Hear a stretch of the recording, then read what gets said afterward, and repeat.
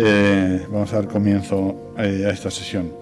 Se imaginarán que, aunque algunos de ustedes ya nos conocerán, una asociación de empresarios que hace promoviendo este tipo de actos en materia educativa. Pues una asociación de empresarios está compuesta por personas y que su primer objetivo como asociación es el desarrollo económico-social de esta tierra. Sin una educación de calidad es imposible ese desarrollo económico-social que pretendemos hacer a través de la empresa. Pero sin ese apoyo y sin ese sustento, si no va en paralelo a esos esfuerzos nuestros, si no van en paralelo a los esfuerzos educativos de calidad, pues no es posible, ¿no? Entonces, de ahí que tengamos esa ocupación y preocupación por la educación y organicemos este tipo de sesiones. Quería agradecer, como siempre, a la Fundación Cajasol, su compromiso también con la educación y también con este acto y, por supuesto, el que nos ceda también el lugar para hacer estas sesiones.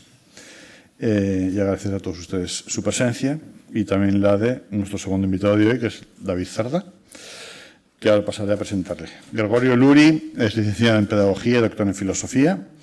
Ha trabajado en todos los niveles educativos, de primaria, secundaria, universidad, y también ha sido formador de docentes.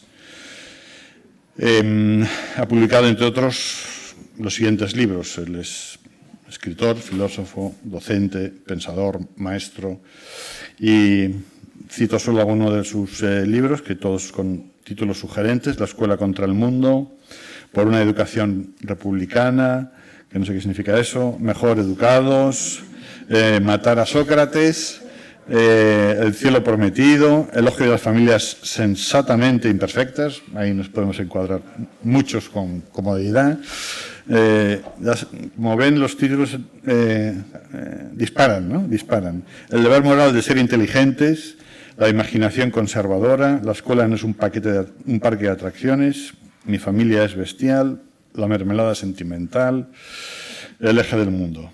Bien, es premio ensayo Juan Gil Albert, 2001, premio ensayo breve, 2004, premio Mejor a tu escuela pública, medalla de Carlos III el Noble del Gobierno de Navarra, y es editor de una editorial que se llama Rosa Merón. Muy bien. Y David, que nos acompañará luego en el coloquio con Gregorio Luri, es economista, es doctor en filosofía y profesional de la gestión empresarial. También es una mezcla interesante.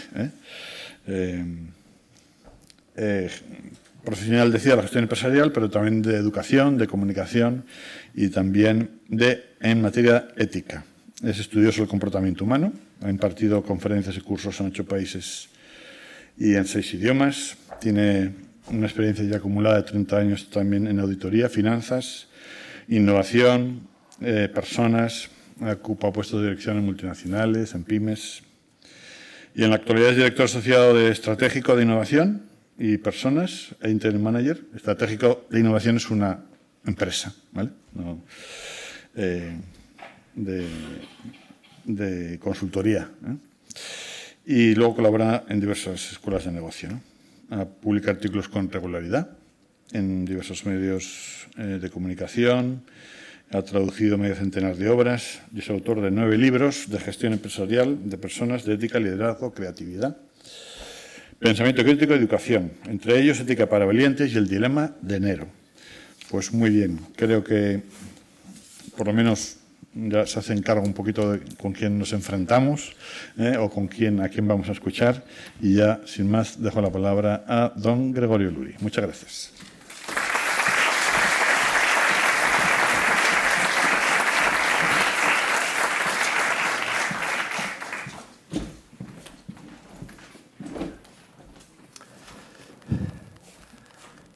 La primera en la frente, lo de la educación republicana. Cicerón decía res publica, res populi. Es decir, la res pública es aquello que le interesa a la gente. Por lo tanto, por una educación republicana no hacía referencia a ningún régimen político, sino por una educación que tenga que ver las cosas que le interesan a la gente. Con una idea que creo que está, bueno, de hecho la hemos estado comentando hace poco, que entre las funciones de la educación, entre las muchas funciones de la educación, hay una que es esencialmente republicana. Comentábamos, y yo le decía, mira, hablando de los cambios que yo he visto, pues vengo cada 2 o 3 años a Andalucía y les puedo asegurar que hay cosas que se ven de lejos con más claridad que cuando las ves evolucionar cada día, ¿no? Y entonces, pues los cambios son tan obvios para cuando vienes de fuera que pues lo reconocía, ¿no? Y él me decía, pero está cambiando también algo que es que de un cierto sentimiento de orgullo, ¿no? Que ya no pasa por lo particularista, sino precisamente por lo universal. Pues mira, eso es la educación republicana, porque la educación republicana sabe que las imágenes que proyectamos sobre nosotros mismos son siempre verdaderas en sus consecuencias. Y cuando tú proyectas una imagen pesimista de ti mismo, de tu comunidad, eso tiene consecuencias pesimistas y negativas. Cuando tú proyectas una imagen optimista, no ingenua, no falsa, sino una imagen optimista a partir de los datos de la realidad, eso tiene consecuencias también. Por otra parte, también, gracias David, gracias por la invitación. David tenía que venir aquí por muchísimas razones, pero piensen ustedes que el primer libro de economía lo escribió un filósofo, un discípulo de Sócrates, y además con un título bien explícito, El Económico, el autor Jenofonte, ¿no? Tengo tantas cosas por decir y tan poco tiempo, y quisiera decir todas una detrás de otra, pero lo primero es lo primero. Muchas gracias. Muchas gracias. Han tenido además ustedes un detalle entrañable, ponerme un clima como el de hoy, ese chirimiri a lo pamplonés, que me ha parecido tan entrañable. Y yo estas cosas solo las hacen los sevillanos, ¿no? Ponerte un clima de Pamplona cuando llegas a Sevilla. Eso me ha llegado al alma. Y bueno, vamos a comenzar. He venido con varias cosas. Desde hace un tiempo dije, voy a hacer algo, ¿por qué? Pues porque me da la gana. Porque uno a partir de una determinada edad ha de permitirse el lujo del capricho. Y entonces, desde hace unos años, cada vez que voy a un sitio llevo un libro que tiene alguna relación con ese libro, sin que tenga demasiada relación con lo que después voy a decir. Pero en estos tiempos creo que hay que ser militantes a favor de la lectura, que hay que leer en defensa propia. Y como hay que leer en defensa propia, pues entonces hay que defender el libro allá a donde va. Y me pareció que lo adecuado era traer un libro escrito por un sevillano, Jesús Pavón, historiador extraordinario, presidió la Academia de Historia y bueno. Y además en este caso él estuvo escribiendo pues los últimos 30 años de su vida una biografía de otro andaluz. Y la acabó, o sea, no la acabó, murió sin acabarla. La biografía de ese otro andaluz es ni más ni menos que Narváez. Y les puedo asegurar que no se van a encontrar una novela más entretenida que este Narváez de su época de Jesús Pavón, que lo pueden conseguir en una librería de segunda mano por €1. ¿Por qué hago esto? Pues ya le digo, pues porque sí, porque hay que plantear para mí como un argumento. Y tercera cosa o cuarta cosa, ya no sé, me he traído un trozo de velcro. Esto, ya saben ustedes cómo funciona, pero únicamente hablaré de por qué las razones del velcro, si toca. Si toca. Pero en principio decirles que de mi manera de ver el velcro es la síntesis de la pedagogía. Toda la pedagogía se explica y cabe en una tira de velcro. Tal cual, es decir, tal cual. Bueno, vamos allá, vamos al tajo. Comienzo con una idea que me interesa mucho resaltar. No hace mucho, con la presidenta de una comunidad autónoma, estaba defendiendo la tesis que no hay mejor inversión que la que se realiza en educación. Y yo debí de poner una cara como de sorpresa y me dijo, Luri, ¿no estás de acuerdo? Le dije, no. ¿Cómo que no? ¿No estás de acuerdo que no hay mejor inversión que la que se realiza en educación? Le dije, no. Creo que la inversión buena es la que se realiza en buena educación. Invertir en mala educación es gastar dinero, pero no hay que esperar que eso tenga repercusiones notables. Es decir, la inversión la que realmente nos va a proporcionar pues, argumentos para seguir invirtiendo, insisto, es la que se hace en buena educación. Andalucía pues, ha tenido históricamente un problema de escolarización. Yo creo que eso se puede dar por resuelto, a pesar del absentismo escolar, pero a mí personalmente me preocupa mucho más el absentismo escolar de los docentes, por ejemplo, que el de los alumnos. De eso podemos hablar si queremos después. Creo que básicamente está resuelto el problema de la escolarización, pero no ha resuelto Andalucía el problema de la instrucción. Y como lo ha resuelto, pues es bueno decirlo. Es decir, hay un problema pendiente y vamos a ver cómo lo planteamos esto. Quisiera comenzar por una reflexión sobre PISA. Es decir, ¿qué es exactamente lo que mide PISA?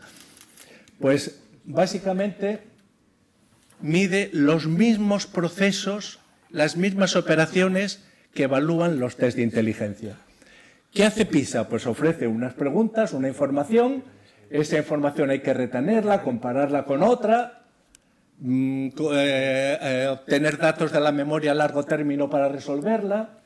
Nos pide que estructuremos y completemos la información, que llevemos a cabo algún tipo de razonamiento, que encontremos similitudes y diferencias. En definitiva, todo esto, no entremos en los detalles, todo esto es exactamente lo que nos pide un test de inteligencia. Y mi tesis es que efectivamente PISA, en los números de PISA, aquello que se dice en Andalucía tenemos, ahora lo veremos, una puntuación de tanto, ese número no nos indica los conocimientos que han adquirido los jóvenes de 15 años en Andalucía, sino las operaciones mentales que ponen de manifiesto los alumnos andaluces cuando resuelven unos determinados problemas. PISA está construido de tal manera que comienza, me voy a basar únicamente en matemáticas, porque por una parte me parece que matemáticas son los datos más fiables y segundo, tenemos información y estudios más que suficientes para poder afirmar que los resultados de matemáticas son extrapolables tanto a lengua como a ciencias. ¿Qué hace PISA? Pues os presenta a los jóvenes, recuerden, de 15 años, problemas de dificultad creciente. Esos problemas de dificultad creciente pues llevan una numeración a medida que se va incrementando la dificultad y el último problema que sabe resolver un alumno de 15 años es a su puntuación. ¿Sí? No es una prueba de conocimientos, es una prueba que mide la complejidad intelectual de los alumnos. Por eso, pues básicamente lo que tenemos es, se pueden distribuir en una campana de Gauss todos los datos de los países de la OCDE. En la media del conjunto de los países de la OCDE es de 472 puntos. No hace falta que se queden con todos estos datos. Los relevantes ya los insistiré yo en ellos. Es muy importante que la OCDE nos dice que una diferencia entre dos alumnos de 25 puntos significa que las estrategias de razonamiento que movilizan se pueden representar como dos cursos escolares distintos. Una diferencia de 25 puntos quiere decir que uno está en primero de ESO, por ejemplo, y otro en segundo de ESO, ¿no? La media de España es de 473, la media de Andalucía 457. Ya veremos ahora, entraremos a analizar esto, ¿no? En todo caso, sí que es relevante los resultados de Castilla y León. Y aquí he traído también otra cosa, he traído una carta. Porque a lo largo de estos años hemos estado viendo cómo Finlandia se presentaba como el modelo a seguir. Y yo no me cansaba de decir, señores, que en Soria tenemos resultados superiores a Finlandia. Ahora bien, ningún político viajaba a Soria y todos viajaban a Finlandia. Yo entiendo que tiene más glamour viajar a Finlandia que viajar a Soria. Pero es a donde había que viajar. Porque si quieres aprender algo, aprende del vecino. En Finlandia, en definitiva, tienen otro pues, comenzando por otro clima. O si quieren, no tienen torrendos para combatir el frío, y en Soria sí, cosa que siempre es de agradecer, ¿no? Bien, como yo durante estos años he estado siempre diciendo hay que aprender en Soria, hay que viajar a Soria, hay que viajar a Soria, cuando ahora Finlandia se ha hundido, yo pues escribí un artículo que decía, tenía razón.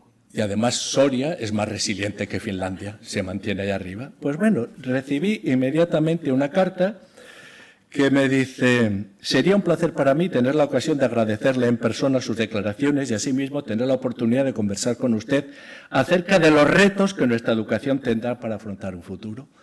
Que el mejor sistema es el presidente de Castilla y León. Y me pareció tan inusual que un político te reconozca que hay cosas que se pueden mejorar. Y además, yo cuando me invito, fui a Valladolid pensando que estaríamos 2 personas, organizó allá una reunión que habría más de 200 personas entre profesores, inspectores, sindicalistas, etcétera. Y yo estaba ya señalando aquellos aspectos que el mejor sistema educativo de España en los que puede mejorar. Eso que es bastante habitual en Finlandia. En Finlandia, en enero del año pasado, el Ministerio de Educación hizo público un informe muy crítico con ellos mismos, diciendo, señores, no lo estamos acertando. En Escocia, un político laborista creó lo que él se llamó el currículum para el éxito, con la intención de de aumentar la equidad, eliminar las diferencias entre los ricos y los pobres. Pues bien, una vez implantado el sistema que recibió todos los parabienes teóricos del mundo, resulta que las diferencias, en vez de disminuir, aumentaron. Pues el mismo político que elaboró el sistema salió públicamente a decir, he fracasado. He fracasado, tenía unas intenciones y resulta que hay que evaluarse por los resultados. Pero en Holanda pasa lo mismo, en Suecia pasa lo mismo. Nosotros tenemos ahí un problema que hace que esa carta sea una excepcionalidad. Y como es una excepcionalidad que debería dejar de serlo, pues por eso mismo lo comento. Es decir, piense que de 499 a 456, si tienen en cuenta que 25 puntos es la diferencia de un año escolar, algo tenemos que aprender de Castilla y León, sin ningún complejo. Sin ningún complejo. Bien, ¿cómo están elaborados las pruebas, esos problemas de matemáticas?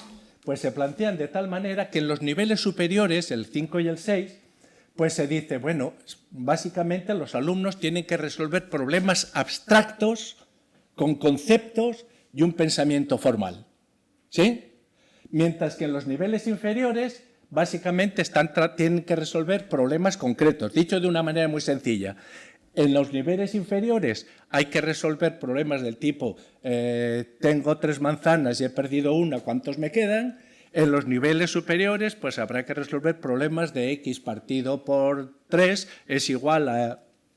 Hay que trabajar con conceptos. En los niveles superiores hay que resolver problemas basados en conceptos y en los niveles inferiores hay que resolver problemas basados en datos de la realidad. Bien, no me voy a detener en esto y vamos a ver lo que pasa con Andalucía. Después de elaborar esto con los datos de España, de Castilla y León, etcétera, me pareció que es una trivialidad, que no hay que compararse con nadie, que lo que realmente hay que hacer es analizar si estamos a la altura de lo que legítimamente podemos aspirar. Tengan nuestros vecinos los resultados que tengan. Andalucía está a la altura.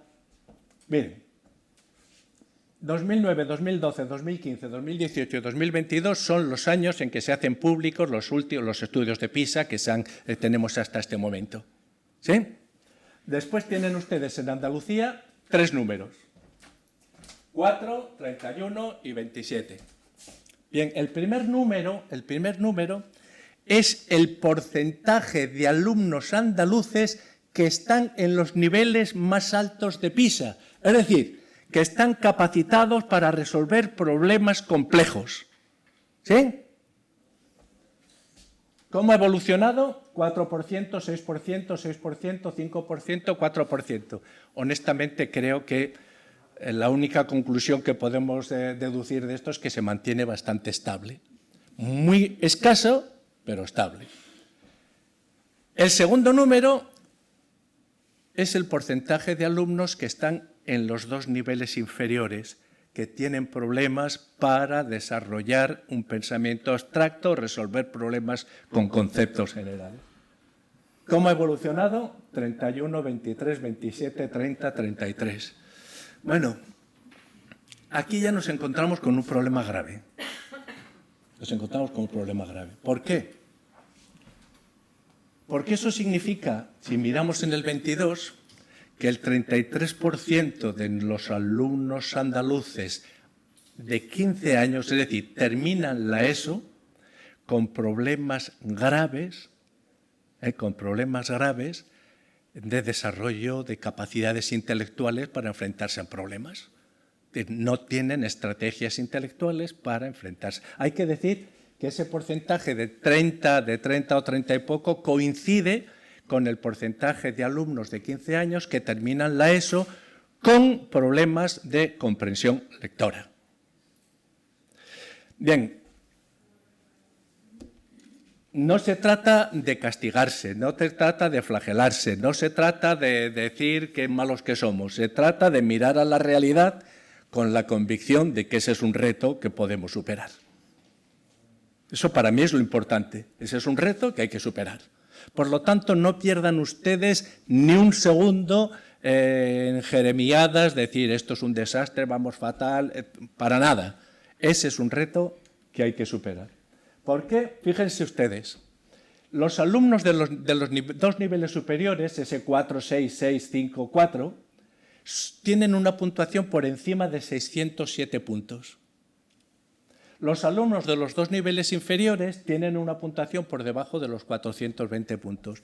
Si piensan en los 25 puntos como curso, quiere decir que la realidad de la escuela andaluza es una realidad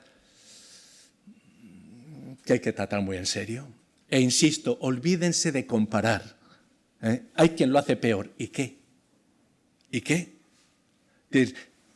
A mí me parece que eso es una herida que hay que tener bien presente. Bien, a mi manera de ver, desde un punto de vista pedagógico, si tenemos en los niveles superiores menos de un 11%, creo que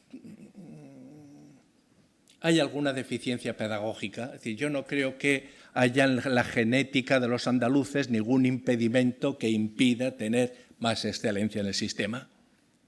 Ni creo tampoco que haya en la genética de los andaluces ninguna fatalidad que nos obligue a tener pues, más del 15% de alumnos en los 2 niveles inferiores. Diríamos que alrededor del 10% de alumnos pueden quedarse en los 2 niveles inferiores por problemas de aprendizaje psicológicos, de carácter psicológico, ¿no? Problemas cognitivos, los que sean. Lo que supera eso, tenemos un problema pedagógico. Esto no se suele decir, pero como me invitan para que diga lo que me parece oportuno, pues lo digo. Un dato que hay que tener muy presente. La variación de los rendimientos estimados entre el 12 y el 22. Han pasado cosas muy interesantes en España. Y entonces te encuentras, miren, las 4 franjas de abajo. En el promedio de la OCDE se culpa en buena parte a la pandemia. Yo no tengo muy claro que la pandemia no se haya convertido en un cajón de desastre en el que echamos las culpas de todo lo que no acabamos de entender. Bueno, en todo caso ha habido una pérdida de 22 puntos. En el País Vasco 23, Cataluña 24, Navarra, que me duele especialmente, 24. Habría que ver y había que entrar qué es lo que está pasando en esas 3 comunidades. Pero Andalucía ha tenido una pérdida del 2012 para aquí de 15 puntos que conviene analizarla. Conviene analizarla ¿en qué sentido? Miren, Andalucía, ven ahí que hay 3 figuritas geométricas, ¿no? Podríamos decir que la primera, la del triángulo, es el resultado de los alumnos de 15 años cuyo nivel socioeconómico es bajo. El del cuadrado, pues es el resultado de los alumnos andaluces de 15 años de un nivel económico medio, y el círculo, el resultado de los alumnos andaluces que sus familias tienen un nivel socioeconómico alto. Fíjense bien, la pregunta que nos podemos hacer es: esas familias de nivel socioeconómico alto, ¿por qué tienen resultados inferiores a los de Asturias, a los de Castilla y León o a los de Madrid? No tengo la respuesta, pero sí que me parece que aquí es el conjunto de la población el que tiene que enfrentarse a sus retos. Sí que quisiera decir, y esto, pues, como se han hecho públicos hoy esos datos sobre pensamiento creativo, yo soy muy reticente con respecto a que se pueda evaluar de verdad el pensamiento creativo. El pensamiento creativo es imposible porque hay un elemento cualitativo, no cuantitativo, que hace que tú no puedas programar un Beethoven de ninguna manera, ¿no? Pero, en fin, lo que sí que podemos ver es que, a grandes rasgos, con alguna diferencia notable, los países, o las comunidades que demuestran en matemáticas más capacidades de resolución de problemas son obviamente también los que tienen más capacidades para desarrollar o manifestar actitudes creativas, ¿no? En literatura y en los demás campos. ¿A dónde voy con todo esto? Y esto, miren, creo que la clave de la educación es abrir los ojos, no ocultarse nunca la realidad. Y cuando eso se hace, ya se tiene mucho ganado. ¿Qué quiero decir con esto? Pues quiero decir básicamente que, a mi modo de ver, no importan tanto los métodos como las prácticas reflexivas. Conozco escuelas que están practicando métodos con los que teóricamente pues yo no estoy muy de acuerdo, pero con resultados excelentes. Y les podría decir escuelas con métodos con los que yo estoy muy de acuerdo teóricamente, con resultados muy pobres. Hay otros elementos que pesan más. El elemento decisivo es ese hábito, esa capacidad reflexiva de reflexionar sobre lo que estás haciendo. Y en este sentido yo comparo la educación con la medicina. ¿Qué hace un médico? Imagínense que son ustedes un médico de cabecera y llega pues un emigrante que lleva un año aquí. ¿Qué es lo que hace? Pues manifestar su malestar con su lengua de una manera. Cuando me levanto siento aquí una cosa rara, después por la media mañana tengo náuseas y después no sé qué. ¿Qué es lo que tiene que hacer el médico? Transformar su malestar en síntomas, el síntoma al diagnóstico, plantear un tratamiento y una mejora. ¿Mejoran las cosas? Sigamos para adelante. ¿No mejoran? Pues habrá que analizar si el tratamiento, o el diagnóstico o el tratamiento es el correcto. Y de esto se trata todo. Si mejoran, vamos bien, no modifiques o modifica los ajustes oportunos.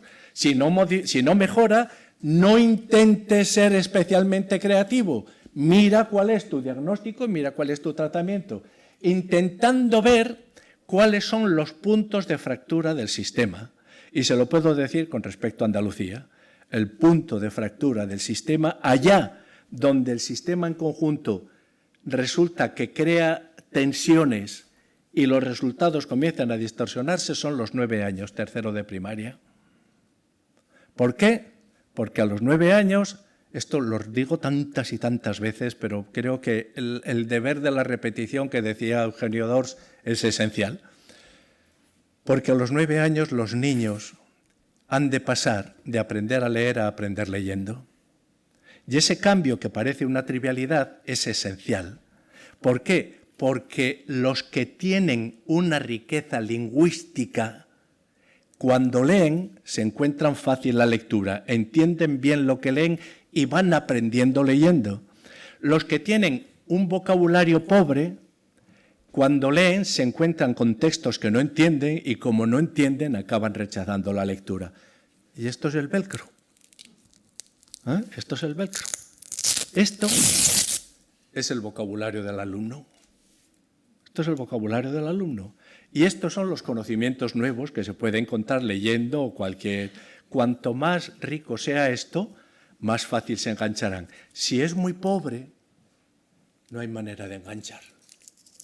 No hay manera, no hay aquí nada que te una lo que sabes con lo nuevo. Toda la clave está aquí.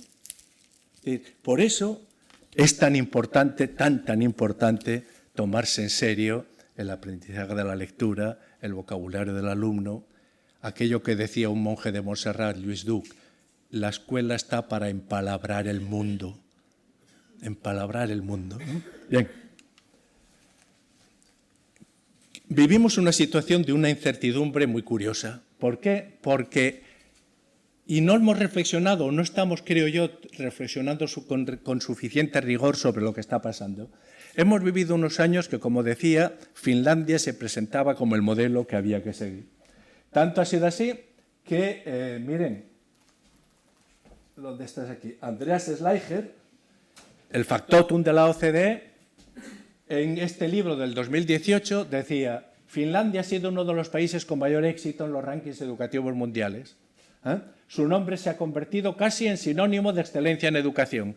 Quédense con esta idea: Finlandia, Finlandia, Finlandia. No sé si saben que las escuelas llegaron a cobrar hasta 3.000 euros por visita a la escuela, y el gobierno desarrolló una campaña de marketing extraordinaria, porque de promoción del propio país a partir de los resultados. Sin embargo, como les decía, en enero del 23, en enero los resultados de PISA de este año salieron el 5 de diciembre.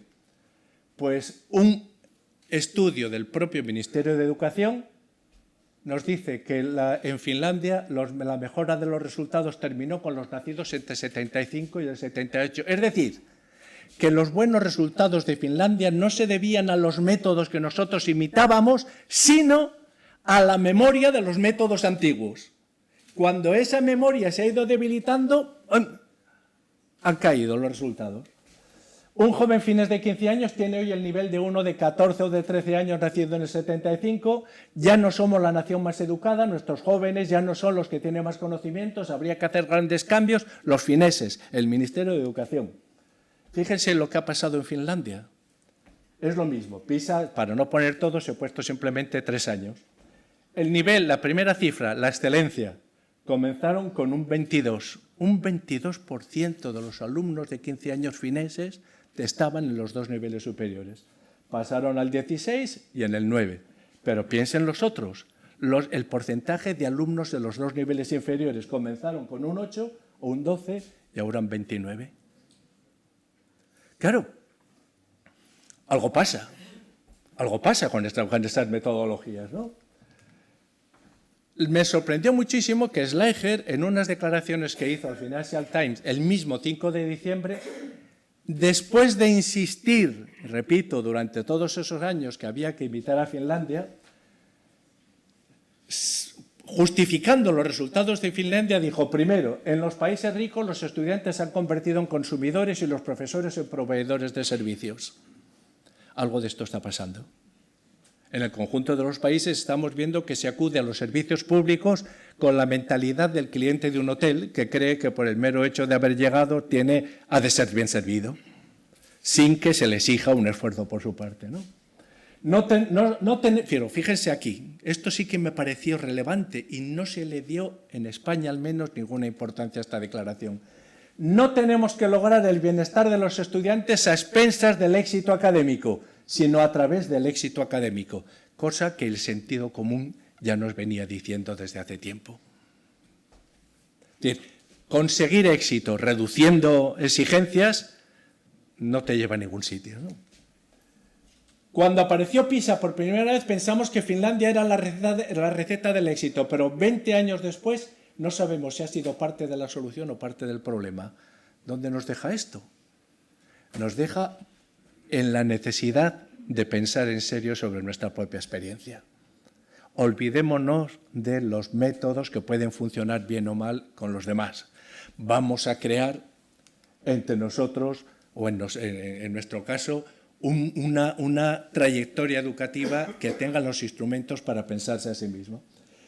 Unos días después hizo unas declaraciones en el ABC que decía: Finlandia ya no es el paraíso de la educación, han ido demasiado lejos al mezclar matemáticas con historia. Pero es lo que se está fomentando desde el Ministerio de Educación hoy en las escuelas. El país nórdico lleva años de declive. Demonios, ¿por qué no lo decías cuando te enteraste? Han implantado un currículo moderno alejado de la realidad. Pero en el 2018 decía que Finlandia era el país a imitar. Por eso, miren, escolarización no es instrucción, pero lo que me parece esencial es que las políticas educativas las hemos de evaluar por sus consecuencias. Las buenas intenciones hay que darlas siempre por supuestas, siempre. Pero para evaluar por sus consecuencias los resultados hay que tener la valentía de saber mirarlos. Y esto que me planteo aquí, ahora vamos a tener pues un diálogo los dos, pero lo que me planteo aquí son una serie de preguntas que las podemos contestar aquí o no. Pero en todo caso, si a alguien le interesa qué es o cuál es mi respuesta a cualquiera de estas preguntas, no tiene más que dirigirse a Jesús. Jesús me lo hará llegar a mí y con mucho gusto intentaré contestar. ¿Sí? ¿Vamos al tajo?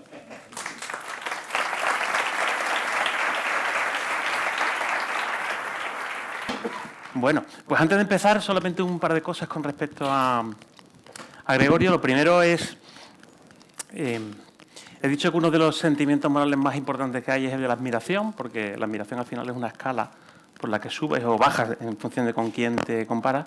Y yo tengo que decir que mi admiración a Gregorio en los últimos 10 o 12 años, que desde el tiempo que llevo leyéndole, pues me ha conseguido hacer muchas cosas y seguramente muchas cosas de las que he escrito no las hubiera escrito si no hubiera... ¿Sabes?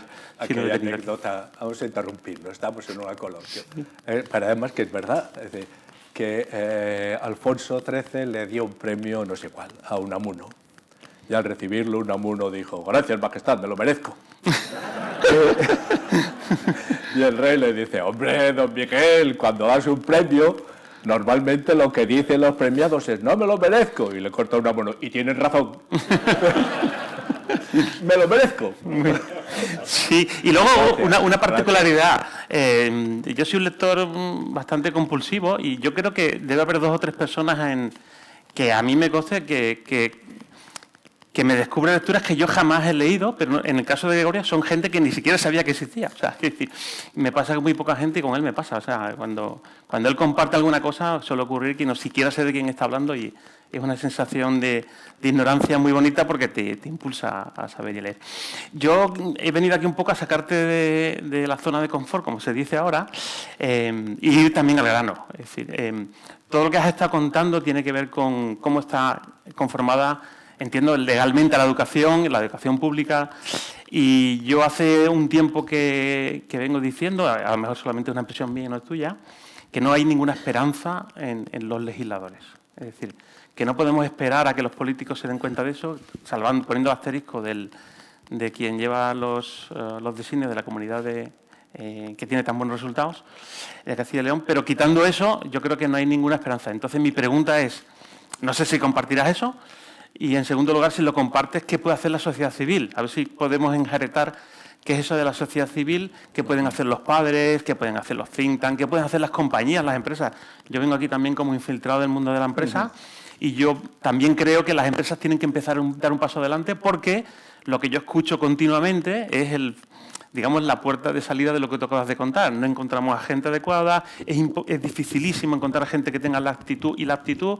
Las empresas empiezan a sufrir y lo que les queda, porque realmente la educación, como tú sabes, tú ahora ves solamente la punta del iceberg y no puedes retomarlo. En los próximos 10 años van a ser muy duros.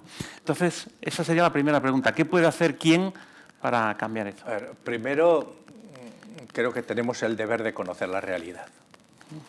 Están pasando cosas interesantes. Galicia ha mejorado de manera sustantiva. ¿Por qué?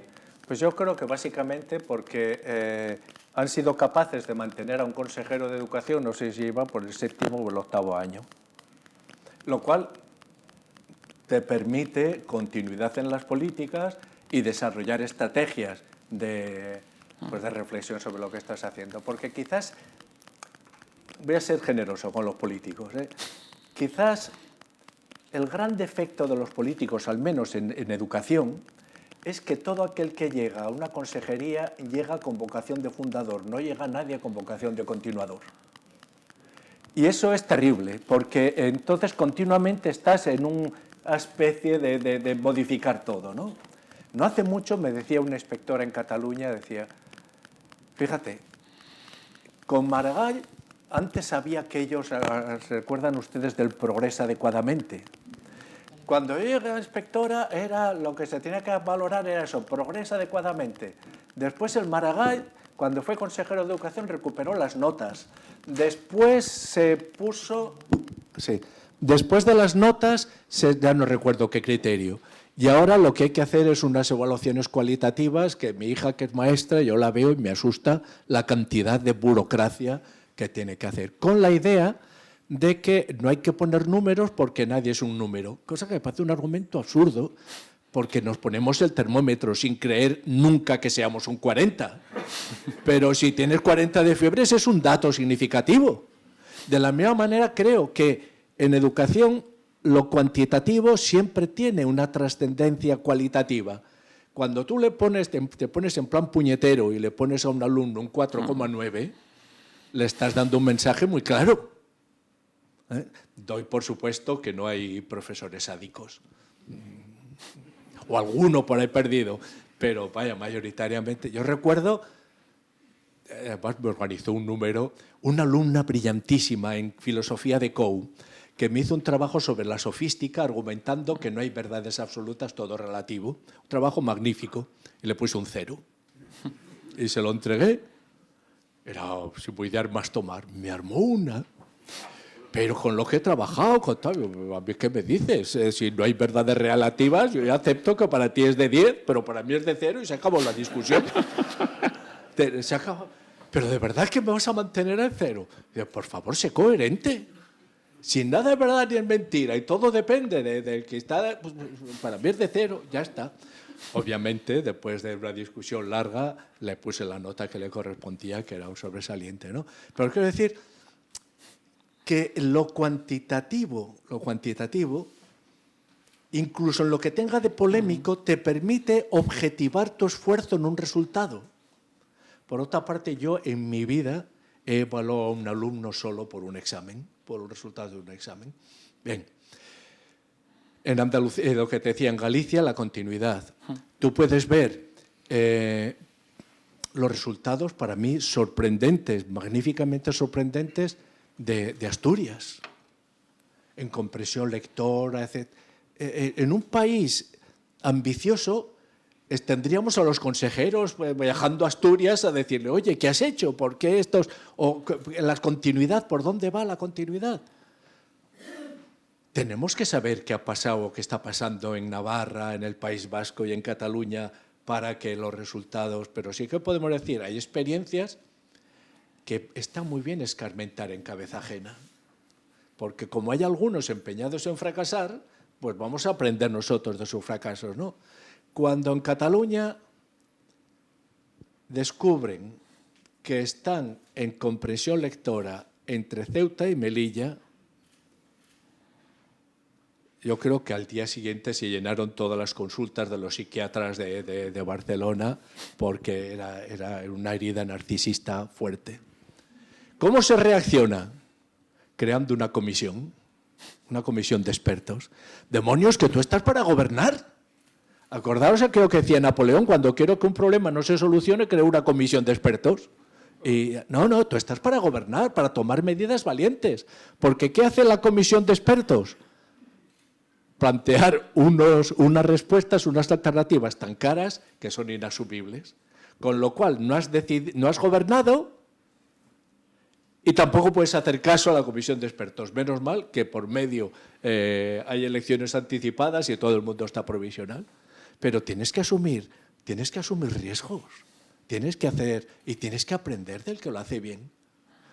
¿Por qué Madrid está obteniendo esos resultados que, bueno, pues poco a poco, sin que haya ninguna relación directa en las comunidades españolas entre el gasto educativo y los resultados? Pero también podríamos decir, ¿por qué el País Vasco, a pesar de esos resultados que tiene en PISA, en absentismo escolar tiene unos niveles magníficos, de los mejores de la OCDE? La FP del País Vasco es extraordinaria, extraordinaria. Podríamos decir, ver qué es lo que hacen bien unos y otros, aprender de las experiencias de los demás, siempre y cuando aquello aprendido lo puedas integrar en tu trayectoria. Tu primera obligación es tener una trayectoria, porque si estás cambiando de rumbo cada 2 por 3, sí. Dicho de otra manera, creo que la condición para exigirles a los políticos es creer en ellos. Creo en vosotros, por lo tanto os voy a exigir. Bien, o sea, es una cuestión más... Esto me cambia un poco la visión, porque crees que tiene mucha más importancia lo autonómico que las leyes, ¿no? Que de pronto la Es que España ha dejado de tener un sistema educativo. Vale, tiene muchos. Ha dejado de tener un sistema educativo. Y la ley en sí no tiene ningún impacto. Es que, ¿recordáis aquello que decía, quién era? Que decía, hagan ustedes las leyes y déjenme a mí los reglamentos. Cómo desarrollar... ¿Quién era que decía eso? Romanones. Romanones decía, hagan ustedes las leyes y déjenme a mí el desarrollo de la misma ley. Se está aplicando de manera absolutamente diversa en Cataluña y en Madrid. Absolutamente diversa en Cataluña y en Madrid. A la hora de la verdad, tú estás viendo que además tenemos un sistema educativo en el que sale gratis no cumplir sentencias del Tribunal Constitucional, por ejemplo, lo cual pues te permite una flexibilidad enorme a la hora de gestionar. No tenemos un sistema educativo y cuando antes nos demos cuenta de esto, mejor. Sí que hay que poner aquí una nota a pie de página. Las 2 únicas comunidades dependientes aún del Ministerio de Educación, ¿saben ustedes cuáles son? Ceuta y Melilla. Y ahí sí que me parece que aceptamos, ¿no? ¿Por qué hemos aceptado que Ceuta y Melilla tenga esos resultados deprimentes tan terribles?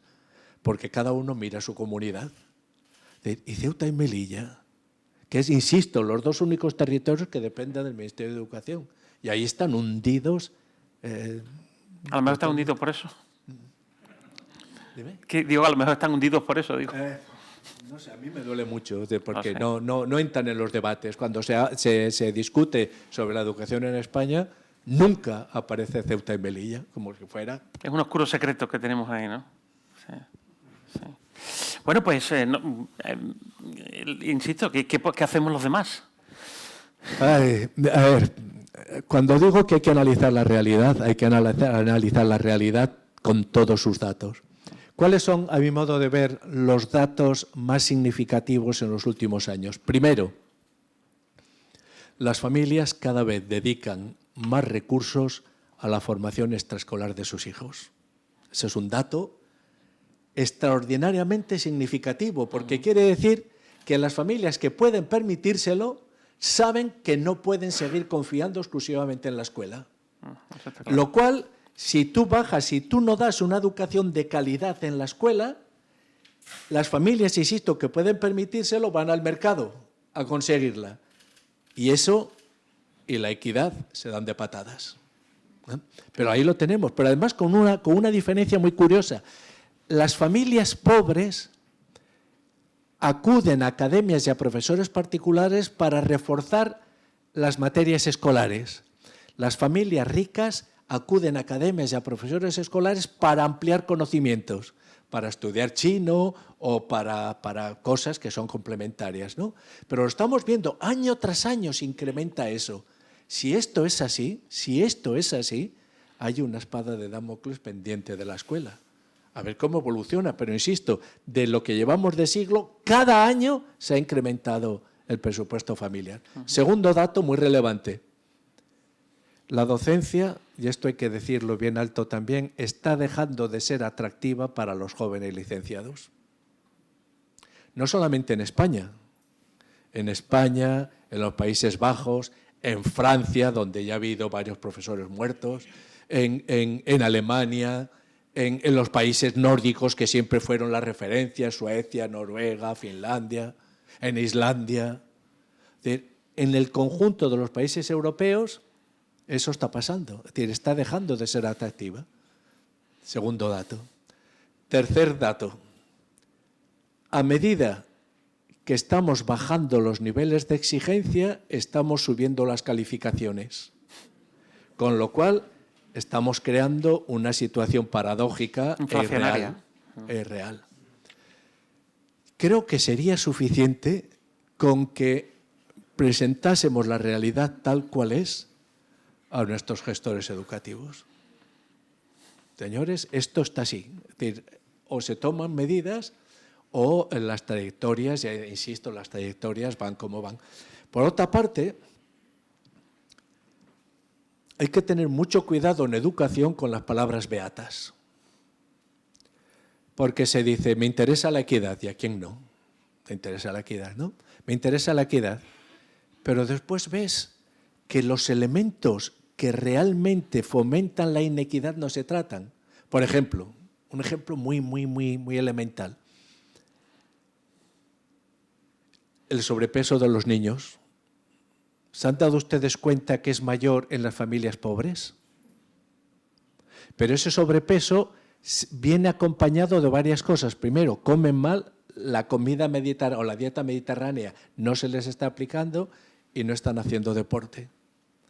Y esa mala alimentación, acompañada de falta de deporte y falta de horas de sueño, nuestros niños duermen cada vez menos, bien pudiera ser una de las razones de esa patologización del comportamiento escolar, angustias, ansiedades, trastornos de conducta. Yo no me canso de decir lo siguiente, no sé si estarán de acuerdo, que a mí lo que más me llama la atención de todo el mundo educativo, lo que más me llama la atención con mucha diferencia, son las rodillas impolutas de nuestros niños. Son la primera generación en la historia de España que no tienen aquello que eran las costras, una encima de otra, una sangrando. Pero esas rodillas llenas de heridas eran el testimonio de que esos niños tenían infancia. Es decir, que podían vivir aventuras sin la directa supervisión de un adulto. ¿Y hacían trastadas? Claro que sí. Después tenías que justificar en casa que el roto que tenías en el pantalón, hoy porque sí, no sé cómo, porque sí. ¿Qué hace un niño dejado a su aire?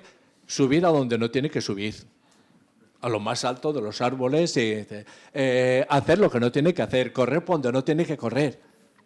Pero señores, ténganlo en cuenta, la sobreprotección es una forma de maltrato y los estamos sobreprotegiendo en exceso. De verdad creo que esos datos de la realidad hay que ir planteándolos sistemáticamente, uno detrás de otro, porque atendiendo a la equidad, a lo que decíamos, esos niños mal alimentados, con faltas de sueño y además que con excesivas horas de pantalla, resulta que son los pobres, los más pobres.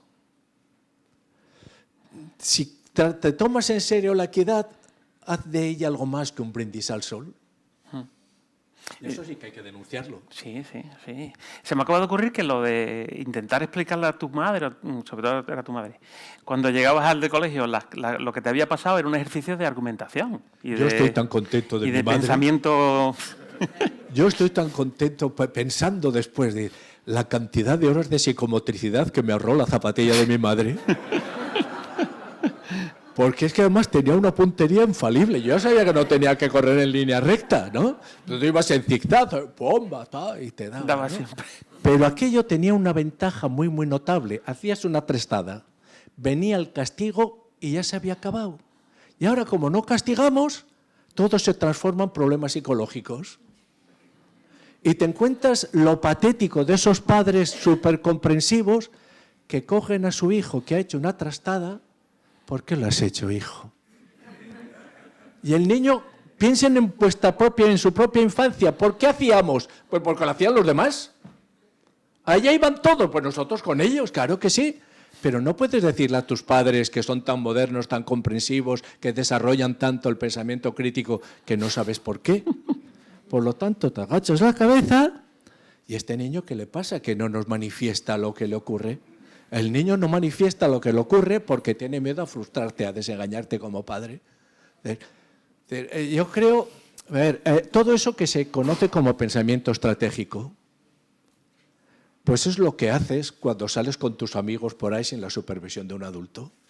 Pero piensen ustedes, ¿de qué espacios disponen hoy los niños que no cuenten con un adulto cercano supervisando lo que están haciendo? Tengo que decir que en Alemania se han creado ya, están creciendo, parques en los que se dice, parques peligrosos. Su hijo se puede romper un brazo, puede caer aquí, puede parar. Si entra, no aceptamos reclamaciones, pero eso se puede hacer y están creciendo. Claro que te puede romper un brazo, pero un niño... Yo recuerdo con pánico cuando mi hijo y sus amigos hicieron una cabaña en un alto de un árbol con un colchón que habían encontrado en la basura, que me ahorraré los detalles de la descripción, y un día que no estaban, dije, eso no se lo podía contar a mi mujer, lo que yo vi allá en aquella cabaña que habían hecho. Pero demonios, pasar la infancia sin una cabaña en un árbol me parece un precio excesivo. Pues claro que hay riesgos, pero... Ahora, ¿qué ocurre?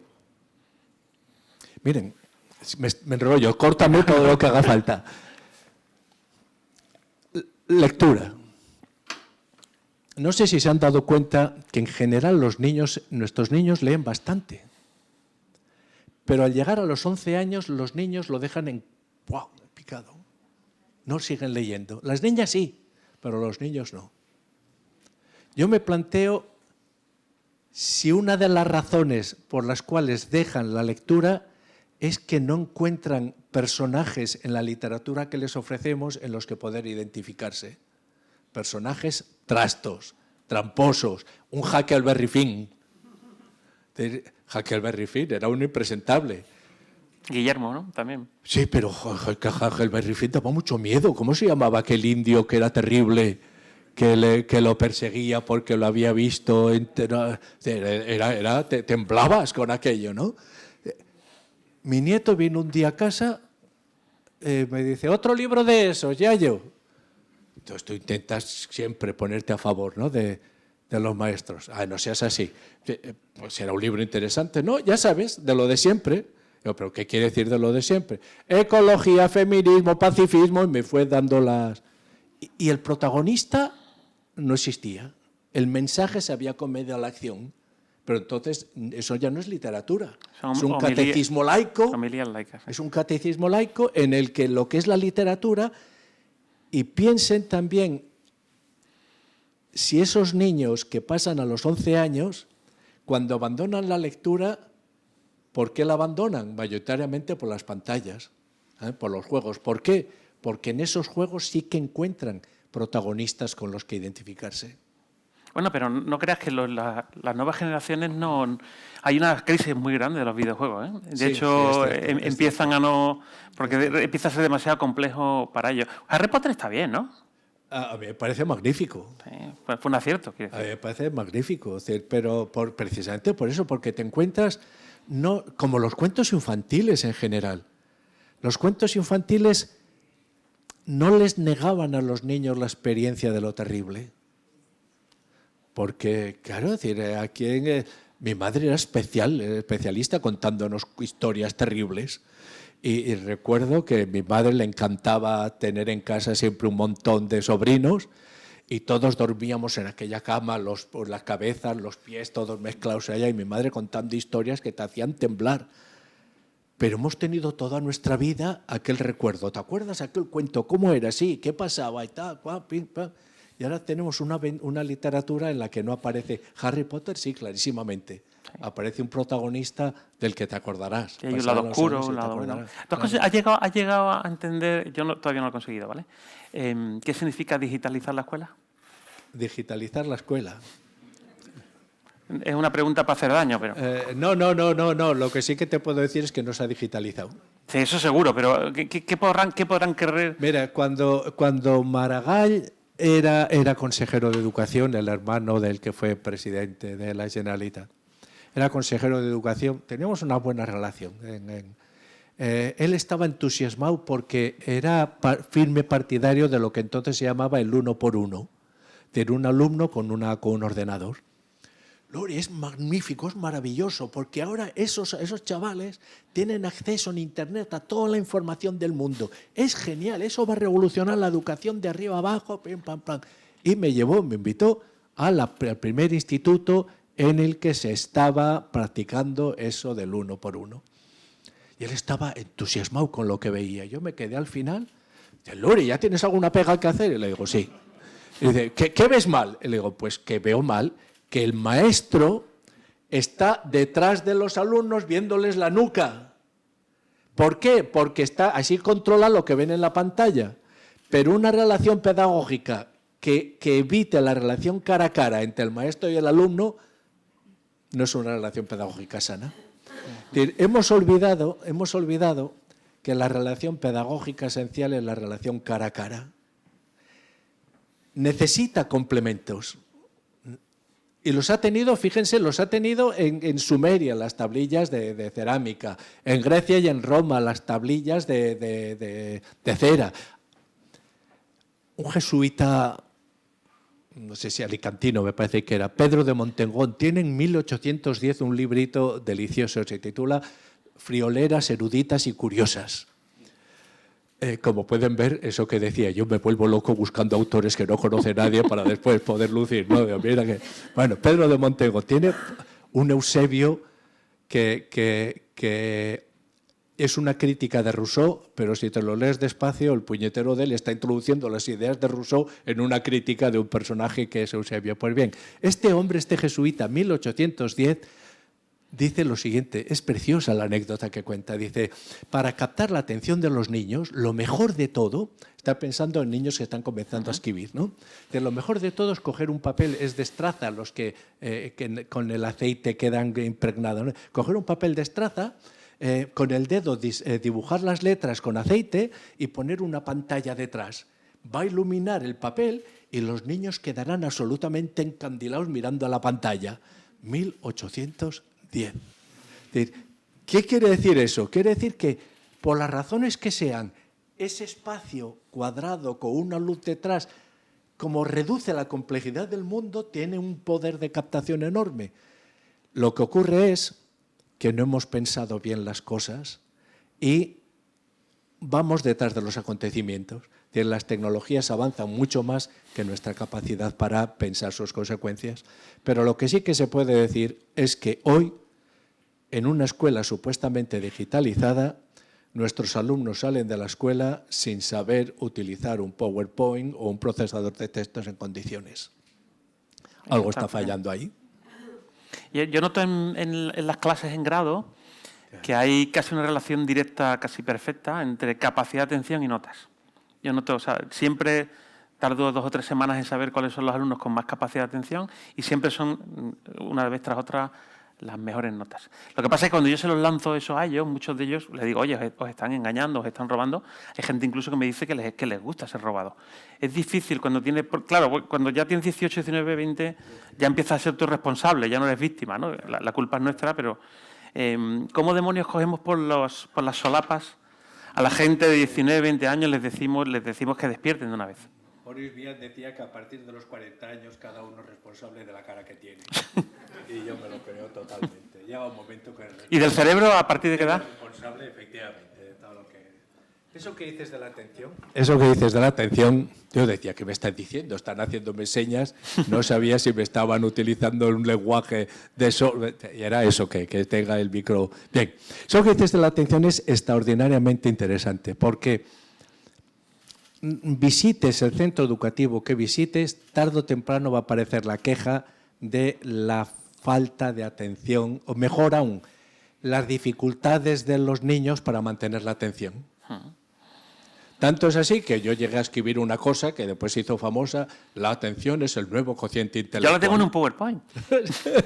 La atención, porque esto, claro, uno tiene siempre, y hay que relacionarse con gente que sabe mucho más que tú de determinados campos.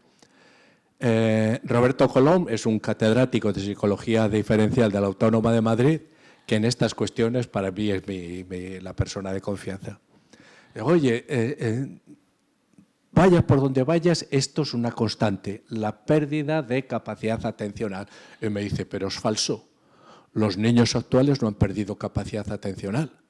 Digo, ¿cómo que no han perdido? ¿Todos los maestros están equivocados? Dice, estarán equivocados o no, pero cuando hacemos pruebas rigurosas tienen más capacidad para mantener la atención que la que tenían sus pares o los de su edad hace 15 o 20 años. Dije, pues entonces no entiendo nada. Entonces no entiendo nada. ¿Qué es lo que pasa aquí? Es decir, ¿qué es lo que pasa para que todos los maestros se quejen de lo mismo y tú me digas que tienen más capacidad atencional? Y él me decía, yo tampoco acabo de ver, pero los datos están ahí. Y no hay nada más estimulante que un problema al que no encuentras respuesta, ¿no? ¿Son niños a los que se refiere? Sí, nos estamos refiriendo a niños en edad escolar, hasta los 12... Vale. Antes, premóvil, niños premóvil. Sí, pero después se mantiene ese déficit de atención. Bueno, buscando información y tal, al final dimos con 2 estudios que después han sido replicados por otros. Efectivamente, nuestros alumnos tienen más capacidad de atención y la desarrollan en 20.000 actividades, menos en las actividades escolares. Ajá. ¿Por qué? ¿Por qué? ¿Cómo puede ser que teniendo más capacidad de atención no la utilices en la escuela? La respuesta que daban en un estudio que me parecía muy riguroso en Estados Unidos es porque no les merece la pena poner atención en las actividades escolares, ya que saben que lo hagan como lo hagan, van a decir que está bien. Y cuando tu trabajo no tiene ninguna consecuencia, ni positiva ni negativa, entonces lo que es relevante es acabarlo pronto. Pues ahí está. Yo no digo que esto sea así. Lo que sí que digo es que me parece interesante considerar esta hipótesis. Es decir, el sistema pedagógico que tenemos, ¿es él el responsable de la falta de atención de los niños? ¿O son los niños con su falta de atención los que nos obligan a convertir a los maestros cada vez más en coach, en dinamizadores culturales? Honestamente no tengo la respuesta, pero ahí está la pregunta. Me imagino que a medida que vayan apareciendo estudios iremos perfilando, ¿no?, la respuesta. Pero eso es muy interesante. A mí me gustaría saber quién fue el primero que se le ocurrió la idea de que la educación tenía que competir con el entretenimiento. Es decir, que un profesor tenía que ser hacer sus clases. Yo sé que tú has hablado mucho sobre lo de entretenerse, divertirse. Tú sabes que San Juan la utiliza en una carta que dice, decir, no hay que entretenerse, pero también.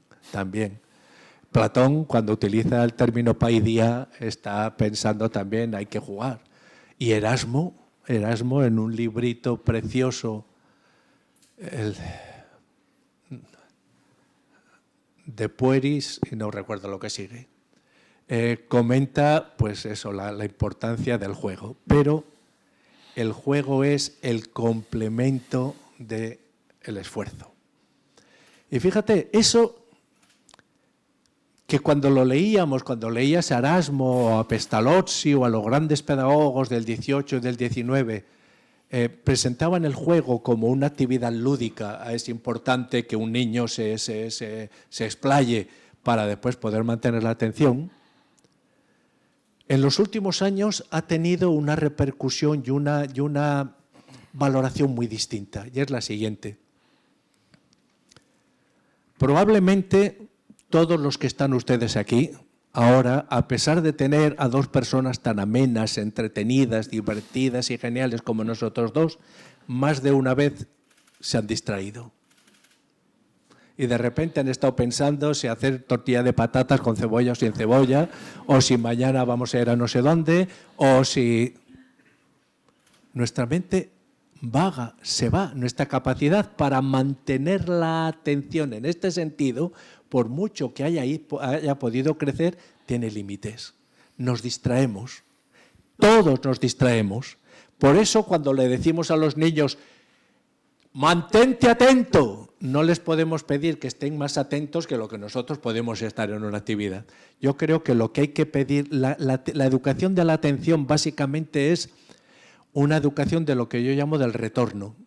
Cuando te des cuenta que te has distraído, la capacidad de retornar a lo que estás haciendo. Porque todos, en los momentos, en cualquier momento, no sabes cómo, te vas. Esto que hasta hace relativamente poco, se entendía también como un mal la distracción, ahora se está comenzando a ver de otra manera. Es decir, el pensamiento intelectual, riguroso, metódico, es lo que se ha dado en llamar un pensamiento convergente, que intenta seguir un método para hallar una respuesta, tiene un complemento con ese pensamiento divergente en el que te vas por las ramas. Creatividad. Pero exactamente. Sí, sí. Ese irse por las ramas es una de las fuentes de la creatividad. Sin duda. Pero hay dos tipos de divergencia. La divergencia digamos, es un tipo de atención distinta, ¿no? Donde eres capaz de elucubrar, y luego está lo que me pasa a mí muchas veces en clase, que voy recogiendo ovejas por el campo cada 3 minutos, ¿no? O sea, y no estoy hablando de 45 minutos, ¿no? En clases que son absolutamente discursivas, yo a lo mejor menciono la palabra yogur y alguien me dice, pues mi abuela hace yogur. Entonces, de pronto, cada uno se va por... Y es fascinante la capacidad que tienen, pero cada minuto y medio, 2 minutos. Y yo creo que eso sí tiene, para mí eso sí tiene una relación muy directa con los dispositivos desatencionales, que así los he llamado. Es decir, el hecho de que la edad de los 12 a los 18, 19, 20, cuando tu inteligencia se está forjando, tu madurez se está forjando, entre un elemento tan disruptivo para tu sueño, o sea, yo creo que hay dos tipos de curiosidad. Hay una curiosidad epistémica, vamos a llamarle, donde algo te hace... En volcarte en ello, y luego hay una curiosidad, digamos, diversiva, que es la que te hace scrollear en un teléfono, ¿no? San Agustín las bautiza de una manera preciosa. Habla de la estudiositas y la curiositas, ¿no? Sí, señor. Es decir, que como dos tipos de actividades distintas. A ver, yo es que estoy contento de vivir en el mundo que tenemos. Sí, yo también. Me parece maravilloso. ¿Comparado con cuál sería, no? Es que, ¿sabes? Yo creo que como herramienta peligrosa, la azada es mucho más peligrosa que un móvil. Y yo he conocido la azada en la infancia, ¿eh? Yo he conocido la azada, y cuando vas al pueblo y ves a todo el mundo, el que no está así, está asado. Y dices, somos animales tecnológicos. Mi tesis, se la resumiré mucho. Creo que las tecnologías son básicamente prótesis antropológicas que amplifican lo que somos. Sin duda. Esta es una maravillosa prótesis que me permite verlo. Esta es otra. Pero ¿Y esto? Y tanto, el libro como tecnología maravillosa. Pero después están... Ya cuando yo estaba escribiendo un libro sobre la familia Mercader, el Ramón Mercader, el asesino de Trotsky, sobre todo de su madre, y quería visitar los archivos en Moscú de la Tercera Internacional y no había manera. Estuvieron un tiempo abiertos y ahora están cerrados a cal y canto, o estuvieron en ese momento. Y una historiadora alemana que estaba trabajando en la Tercera Internacional me dice, pero tú eres español, no has de tener problemas para entrar en los archivos de la Tercera Internacional. Y, me dirás tú, soy español, ábreme los archivos. Y dice, no te dirijas al director, dirígete a esta otra persona. Escríbele un mail largo diciendo que eres español y que te gustan López, Cervantes, Calderón, pam, pam, pam. Y tú crees y dice, pruébalo. Pues un mail larguísimo, soy español y Cervantes y Lope y Calderón y pim, pam, plum, pam, plum. No había pasado una hora cuando recibo la respuesta. Dígame usted qué desea. Quiero decir, las prótesis antropológicas están ahí, pero como no tengas algo en ti, acabarás siendo dominado por ellas. Sin duda. Acabarás siendo fagocitado por ellas. Pero si es cierta esta tesis de que amplifican lo que somos, lo que nos debe preocupar no es tanto las tecnologías que hay, sino si educamos en lo que somos. Y eso ahí es donde yo me parece que estamos fallando. Sin duda. Me parece que eso es lo que estamos fallando. Yo tengo 2 nietos. La experiencia con los 2 y las pantallas están siendo magníficas, lo cual no quiere decir que de vez en cuando no haya que dar la tabarra, pero es que creo que a los adultos nos da mucha pereza dar la tabarra. Y sin embargo estamos para eso. Hay que dar la tabarra continuamente muchas veces. En PISA, el último informe de PISA, se dice una tontería mayúscula. Se dice, los alumnos que tienen peores resultados con las pantallas son aquellos que se llevan el móvil a su dormitorio. Pero es que no te las has de llevar, eso es muy elemental. Tú no puedes, del móvil, tú no puedes dejar que el niño entre con el móvil en su dormitorio, porque pues harían lo que haríamos todos si tuviéramos el móvil, ¿no? Es decir, que tampoco hay que... Pero esa formación de lo que eres, esa generación de intereses, A ver, si te interesa la pornografía, hoy tienes todas las posibilidades del mundo de desarrollar ese interés. Pero si te interesa, yo no sé, la poesía renacentista búlgara, que no sé si existe, tienes hoy posibilidades de estudiar búlgaro y estudiar eso, ¿no? Seamos optimistas, amemos apasionadamente el mundo tal cual es, con todas sus complejidades, con todos sus problemas, amémoslo. Porque esto era un Malón, me va a permitir otro nombre pedante, Malón de Chaide, un místico navarro. Hay un vino por ahí, maravilloso, titular, que se llama Malón. ¿A que sí? Malón de Chaide, un vino, un rosado fabuloso. Somos de Navarra y la navarridad nos obliga a mantenernos fieles a la tierra. Tiene un libro, La conversión de la Magdalena, que dice: las cosas pequeñas se pueden conocer sin necesidad de amarlas, pero las cosas grandes, si no las amas, no las conoces. Eso es lo que nos pasa con el mundo, con la educación, con los alumnos. Claro que hay problemas, pero como comencemos a gesticular, creyendo que cuanto más gesticulamos, más los combatimos, me parece que erramos totalmente. Y aquí me están diciendo que callemos ya. 10 minutos para preguntar. Ah, vale. Ah, bueno, pues que pregunte la gente, ¿no? Ya han empezado. ¿Qué opina usted de las matemáticas socioafectivas? Empezamos bien. Para que me trate así. Por eso es que creo que el valor de las matemáticas es exactamente el contrario. Que las matemáticas... ¡Qué gritonas que sois! Que las matemáticas nos proporcionan algo que solo ellas saben darnos, que son verdades eternas. Es decir, siendo la miseria que somos, gracias a las matemáticas conocemos verdades eternas, que están ahí y estarán siempre, que fueron verdades con Pitágoras, son verdades hoy y serán verdades aunque mañana desaparezca la humanidad. Esa capacidad, y además no solamente nos proporcionan verdades eternas, sino que nos proporcionan el lenguaje para compartirlas. Y nos proporcionan el lenguaje para compartirlas, pero para que este lenguaje sea posible ha de estar desnudo de todo elemento connotativo psicoafectivo. Ha de ser perfectamente denotativo, ¿sí? Por lo tanto, yo creo que la grandeza de las matemáticas reside en no tener nada que ver con lo psicoafectivo. Pero viene lo segundo. Sí que es cierto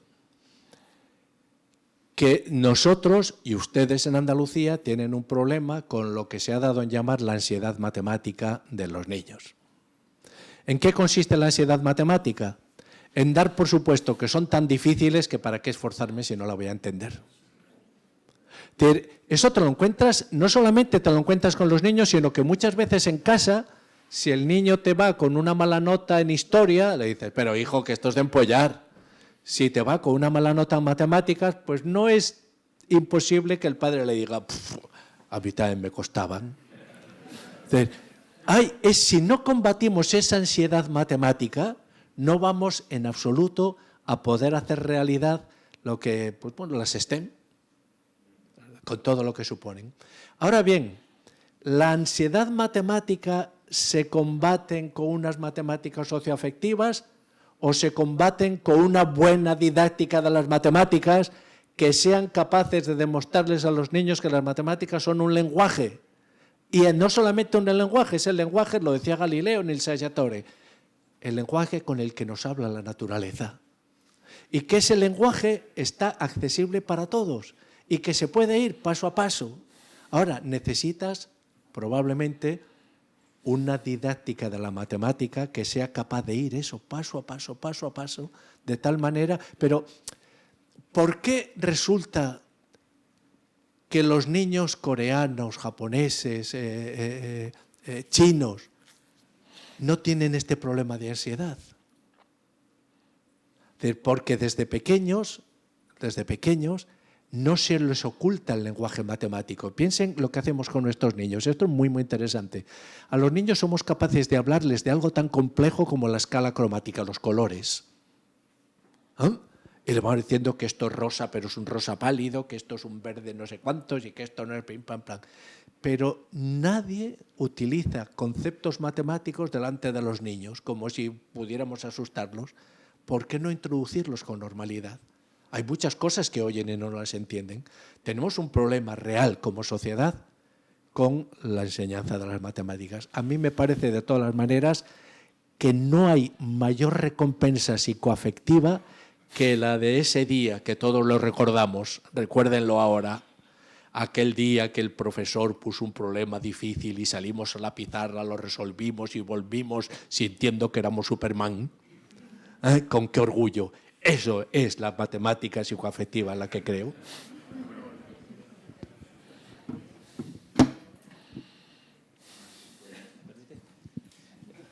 Bueno, muchas gracias por vuestra exposición, porque no sé si yo he tenido un pensamiento divergente, pero me ha resultado interesantísimo.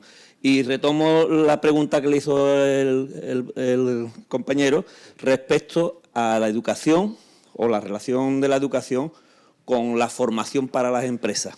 Una cosa que o por lo menos me ha parecido que preguntaba, y a su vez yo...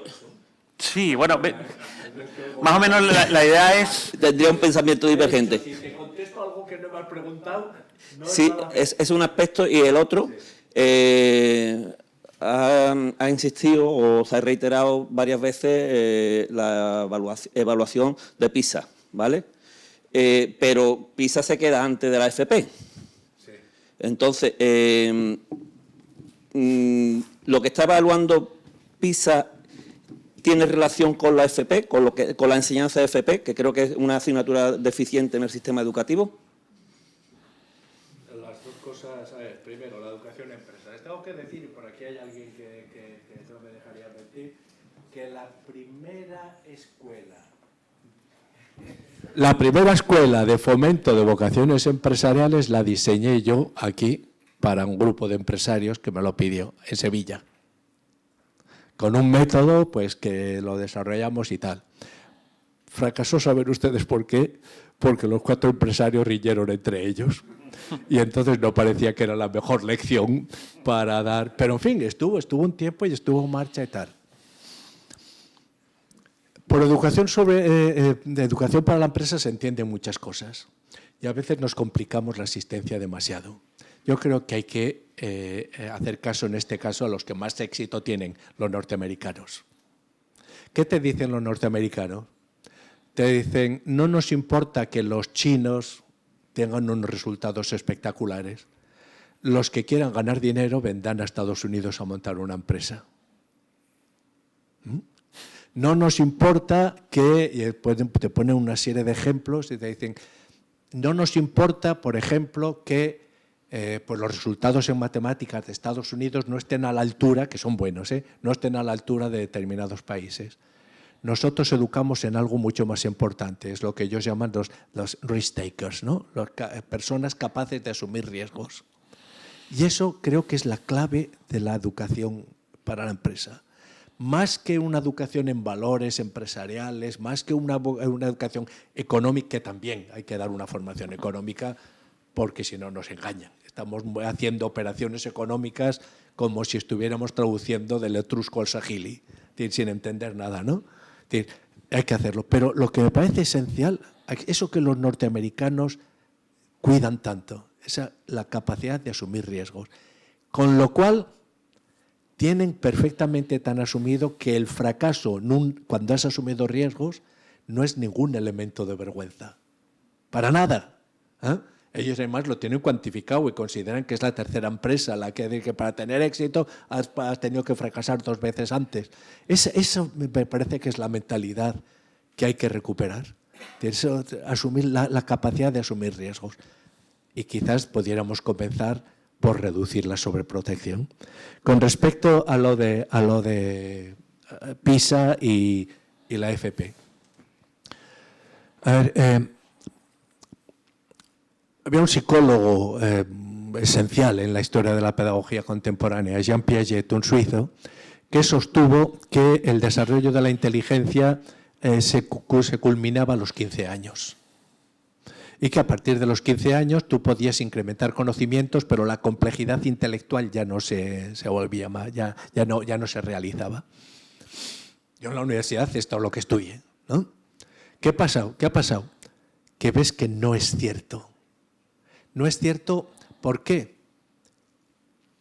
Porque todos somos muy creativos en algún campo y muy torpes en otro. Y no existe una inteligencia general tal que nos permita ser buenos en todos los campos. De hecho, la psicología cognitiva, que para mí es la rama de la psicología más interesante de cara a la escuela, se centra muy bien en analizar las diferencias entre el aprendiz y el experto. ¿Cuál es el experto? Es aquel que es capaz de prever el problema con un golpe de vista y ya sabe la solución. Pero eso está incluso cuantificado. Son 10.000 horas de experiencia. Es decir, tú tienes... Roberto Colón, al que he nombrado antes, tiene una imagen que me gusta mucho. Dice, la inteligencia no es una fatalidad, es una goma elástica. Es decir, que tiene un coeficiente de elasticidad, no la puedes estirar todo lo que quieras, tiene unos límites que en buena parte son genéticos. Pero dentro de esos límites las puedes desarrollar. ¿Y cuál es el desarrollo? Pues aquello que te convierte en experto en un campo. Miren, una de las cosas que más me han maravillado a mí desde que me dedicaba a esto de la educación es lo que llamo la teoría Hola, de la revista Hola. Me parece que es una teoría por la que gracias a ella pasará la historia de la educación. Se la explico. ¿Son ustedes conscientes de la cantidad de bytes de información que aparecen cada semana en la revista Hola? Bien, ahora imagínense lo siguiente, que en la escuela, ¿cuándo sale el Hola? ¿El miércoles, el jueves? ¿Cuándo sale? ¿El viernes? Pues el viernes igual, el viernes. Imagínense que cada viernes les diéramos a nuestros alumnos un dossier con la información, la cantidad de información que se encuentra en la revista Hola, pero en ese dossier, y les dijéramos, tienes que saberlo todo, pero nada de métodos de estudio. Tienes que leerlo en los lugares intelectualmente más inhóspitos, en los medios de transporte, en la sala de espera, en la peluquería. Nada de subrayar, de hacer esquemas, nada de nada. Tendríamos revueltas de las familias que nos dirían, ¿estáis abusando? Muy bien. Perdonad, el ejemplo que voy a poner es trivial, pero me van a entender. ¿Acaso es más difícil seguir la vida amorosa de un personaje de Ana Obregón que la lista de los Reyes Godos? Lo que pasa es que tú estás metido en ese campo y acabas siendo experto. Y cuanto más experto eres en un campo, más capacidad tienes de retener lo nuevo. De nuevo la teoría Velcro. Cuanto más conocimientos previos tienes, más fácil te resulta incrementar lo nuevo. Esa es la cuestión que, para responder a tu pregunta, PISA nos dice son 15 años. A partir de los 15 años, el desarrollo de la inteligencia va a ir en diferentes direcciones y aquellas en las que vas a ir más lejos serán las de los campos en que más practicas. Es decir, lo que se llama la práctica intensiva. Hay estudios interesantísimos sobre esto y ya digo que lo tienen cuantificado. El experto se caracteriza sobre todo porque tiene 10.000 horas de actividad en un campo que es lo que le falta al aprendiz. Eso es... no tengo otra respuesta para darte, pero me parece que ahí es donde se puede aplicar las consecuencias de PISA a la FP. Muy bien. ¿Sí? No me habías dicho que hasta las 12. Gracias, pero me parece que había una pregunta por ahí. ¿La dejamos para la última? Sí, nada, la respuesta un cuarto de hora y se acaba. Bueno, ante todo, muchas gracias por compartir tu conocimiento y los datos que he mostrado antes no hacen más que afianzar la sensación que tengo de la educación aquí en Andalucía. Pero como se me da muy mal la antropología, quiero pedirle la opinión, porque ahora cada vez que salgo de Andalucía, cada vez veo más andaluces en puestos importantes y cada vez gente más relevante en cualquier parte del mundo que son andaluces. Entonces, hay algo que no encuentro bien la relación entre los datos que has mostrado antes y la realidad que en el mundo empresarial veo. Eso le dije yo a la consejera no hace mucho, que le decía, mira, tengo una perplejidad enorme con Andalucía y es como si tuviese los andaluces todos los ingredientes para hacer una magnífica paella y escolarmente la paella no acaba de salir con los buenos ingredientes, pero sin embargo después ves que hay gente que sabe hacer esa paella con el tiempo. Es decir, que hay ese elemento de práctica intensiva que se da en Andalucía, pero que se da sin apoyarse, creo yo, tanto en la escuela como en el propio carácter de esas personas. Y ahí la escuela tiene mucho que... Y eso es lo que te estoy diciendo aquí, es una hipótesis, ¿eh? No te lo tomes... Ves esas personas con capacidad de iniciativa, con esfuerzo, con rigor. Además los ves en todos los campos, desde la literatura hasta la física, los ves en todos los campos, ¿no? Y esas personas, resulta que cuando hablas, y hay que hablar con ellos, te dicen, ese momento lo recuerdan, el que descubrieron ese campo en el que de repente el trabajo en ese campo no era en realidad un trabajo, sino una pasión. Y ahí es donde se disparan. Por eso yo les decía que no creo que haya ninguna fatalidad genética en estos datos. Ahora, si somos capaces, porque eso se da en los porcentajes, para que eso pueda tener una realidad, has de tener un background, has de tener un conocimiento mínimo, que difícilmente los van a tener los de los dos niveles inferiores. Pero ese es un tema apasionante. Yo lo que sí que os puedo decir aquí es que si fuéramos capaces de estudiar hasta qué punto tercero de primaria, los 9 años, son determinantes, podríamos ver que ahí está un punto de fractura. Yo creo que los puntos de fractura del sistema educativo andaluz son los 6 años, o los 5, los 9 años y tercero o cuarto de eso. Creo que si fuéramos capaces de invertir allá donde se dan esos puntos de fractura, nos ahorraríamos dinero después en recuperaciones y tendríamos más capacidad. A pesar de todo, os tengo que decir que mirando en el conjunto de España veo una constante, y es que las comunidades que han sabido seleccionar, o si queréis las consejerías de educación, que han sabido seleccionar a los mejores inspectores de educación, lo están haciendo bien. Y me da la sensación que la actual consejera de Educación lo está haciendo.